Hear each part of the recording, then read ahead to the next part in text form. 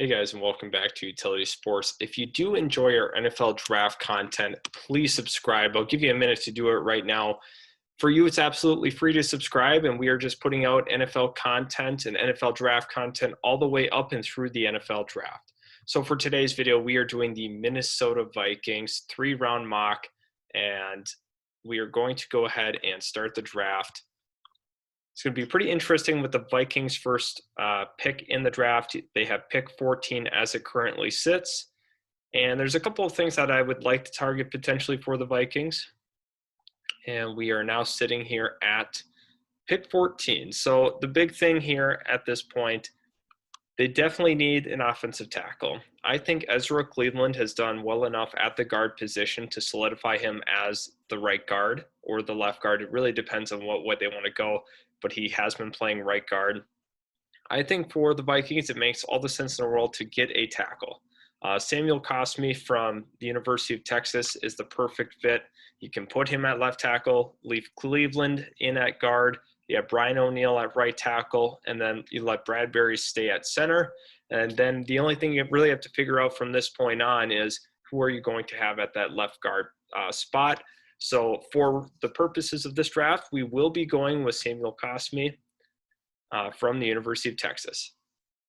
Now looking at what's ahead here for this mock draft, the Minnesota Vikings do not have their second round pick.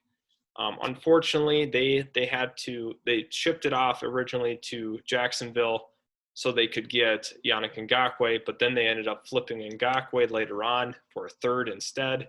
So for the Minnesota Vikings are in a tough position because they don't have that second round pick, which is very unfortunate that it didn't really work out with Ngakoue.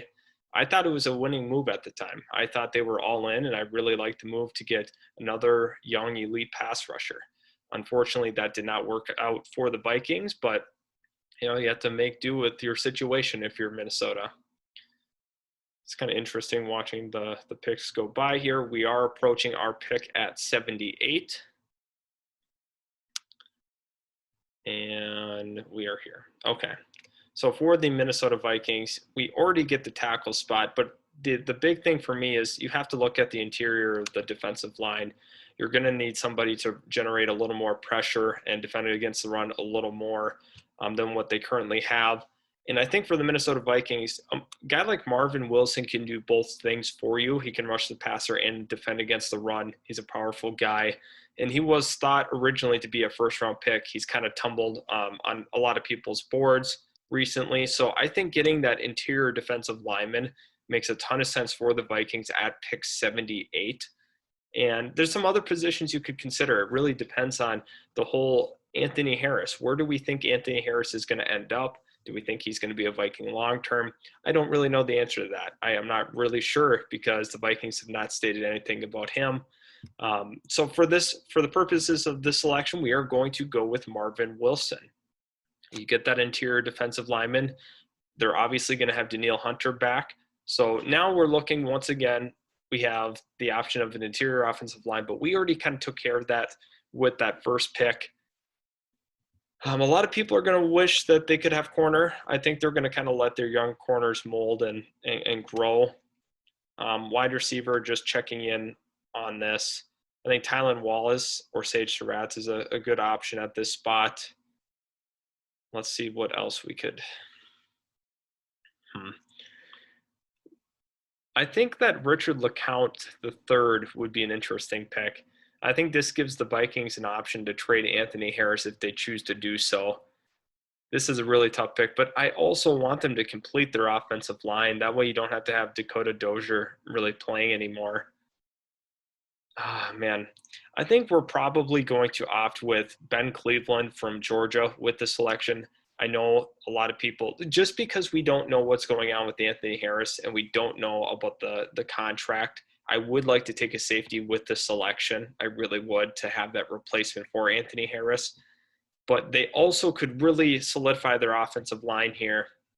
I think Lindstrom would be able to play guard for them. I think you could put him at the left guard spot. You have Ezra Cleveland at the right guard spot. And this offensive line is looking really good after you make some of these selections. So I think one of their biggest strengths as a team is obviously running the football, and you also have to protect Kirk Cousins. But running the football is definitely a strength of this football team, and Alec Lindstrom really allows them to continue to keep running the football. So I will actually have them go with Alec Lindstrom with their final selection here. And I'll just kind of let this play out, and then we can talk a little bit about it holistically, and then we'll see what you guys kind of think. I do think with the Anthony Harris thing, it's a little interesting. So now we are finalizing our draft, and our users, we took Cosme here, we took Marvin Wilson here at pick 78, help fix that defensive line. Obviously, Danielle Hunter's coming back, but you also want another guy on the interior of your defensive line. And then finally, we have the Alec Lindstrom pick. This offensive line is going to look pretty good after this draft is done. If they decide to go this direction, you get your franchise left tackle, you get a guard in Lindstrom. He's a center that can play guard. He can do both. So you have that flexibility there if you choose to do so. Holistically, I love this draft for the Vikings. I think it makes a lot of sense with what we were able to do. I also do think it's pretty interesting to see what happens with the Anthony Harris to get a long-term thing done with Anthony Harris, or if they decide to let him walk. It's going to be an interesting situation for the Vikings. So, hey, thanks so much for tuning in. Please subscribe if you haven't already, and also leave a like on this video if you did enjoy the content. I can't wait to see you guys in the next video.